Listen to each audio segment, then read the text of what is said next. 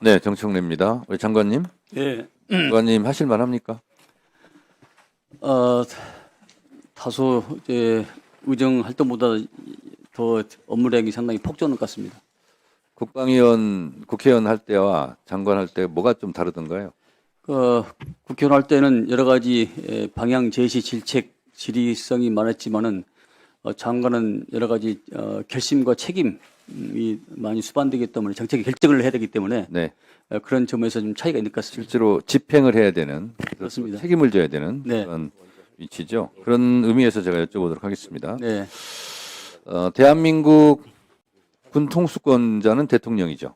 그렇습니다. 예, 근데 군 통수권자와 내란 수계가 겸임을 한 적이 있습니다. 아시죠?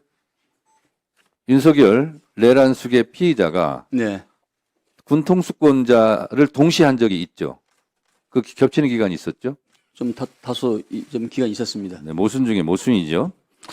헌법 69조에 대통령이 취임 선서를 할 때 나는 헌법을 준수하고 국가를 보위하고 이렇게 취임 선서를 합니다. 근데 이 현직 대통령 군 통수권자가 헌법을 위반했다 하여 그리고 위반 정도가 중대하다 하여 헌법재판소에서 8대0 전원일치로 파면되었죠. 네, 그렇습니다.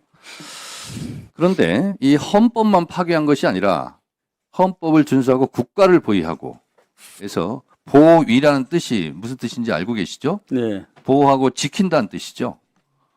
그런데 이 내란 수계 피의자 윤석열뿐만 아니라 실제로 국가를 보위해야 될 국방부 고위 간부들이 주요 임무 종사자로 지금 재판을 받고 있습니다.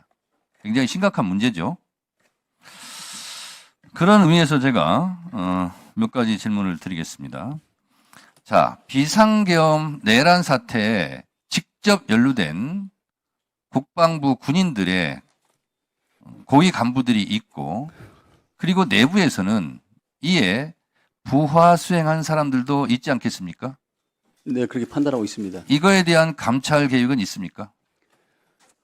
지금 내란과 관련돼서 그걸 저는 해야 된다고 봅니다. 그리고요, 군에는 지금 이 내란 부하 수행, 그리고 적극성을 띠고 부하 수행한 자들을 감찰해서 솎아내는, 그래서 군을 건강하게 만드는 작업을 하나 해야 되고요. 또 하나는 이와 균형을 맞춰서 실제로 땅에 떨어진 군의 사기를 진작하는 것도 동시에 병행해야 된다. 이렇게 생각을 합니다. 그래서 예를 들면 이런 겁니다.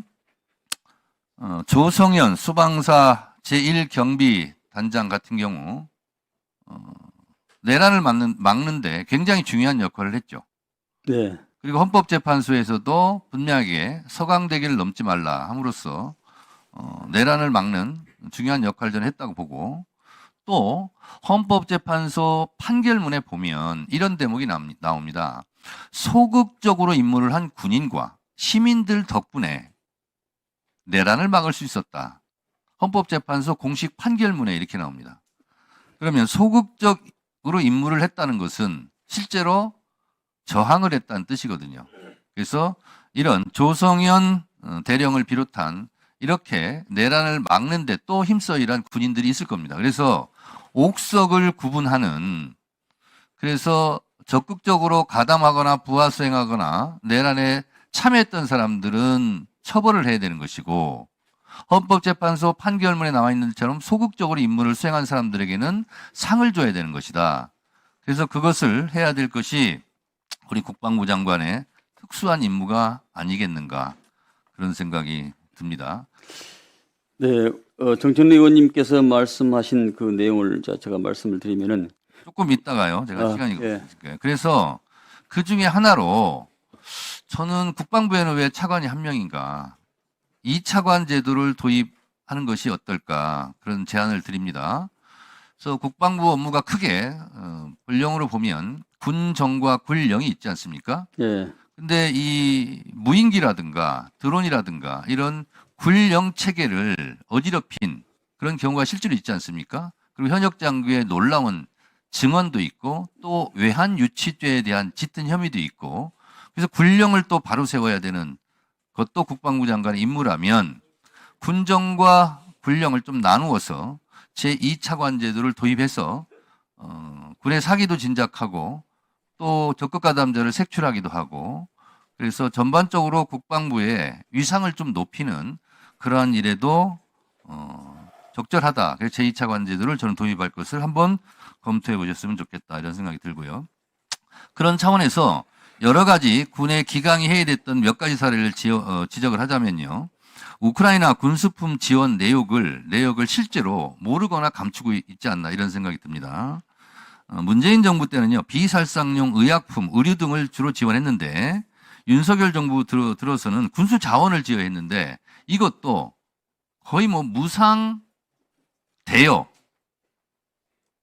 아니라 무상 양도를 해가지고 지원한 것이 어디로 가 있는지도 모르고 내역도 파악을 못하고 있더라고요. 그래서 이것도 파악을 하셔서 저한테 보고해 주시고요. 그 다음에 비상계엄 사태 전에 무인기 자세히 말씀드리지 않았습니다만 이것도 자세하게 해야 되는데 무인기를 10월에 띄웠는데요. 이 띄우려면 5, 6월에 이것을 준비됐다는 거 아니겠습니까? 그러면 비상계엄을 5, 6월에 이미 실행한 것이 아닌가 작전을 세워서 그런 생각이 들고 병무청장님 네. 왜 상관도 없는 병무청 대전 청사에 지하 벙커를 세웠습니까?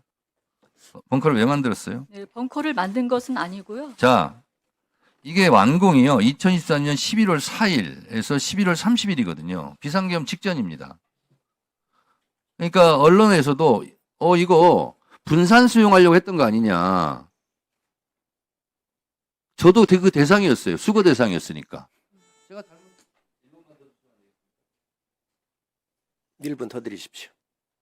의원님들 가능하면 시간 내에 네. 보충 저도 시간을 더 드리겠습니다. 노상원 수첩 등에 의하면 체포 리스트에도 적어도 상위권에 랭크돼 있고 노상원 수첩에 의하면 수거 대상이고 분산 배치되거나 백령도 물고기밥이 되거나 이런 상황에서 병무청에서 왜 지하 벙커가 이렇게 필요했습니까? 네. 그래서 지금 어제 어떤 언론에서 이게 비상계엄 분산 수용용 시설이 아니었느냐 이런 의혹을 제기하고 있어요.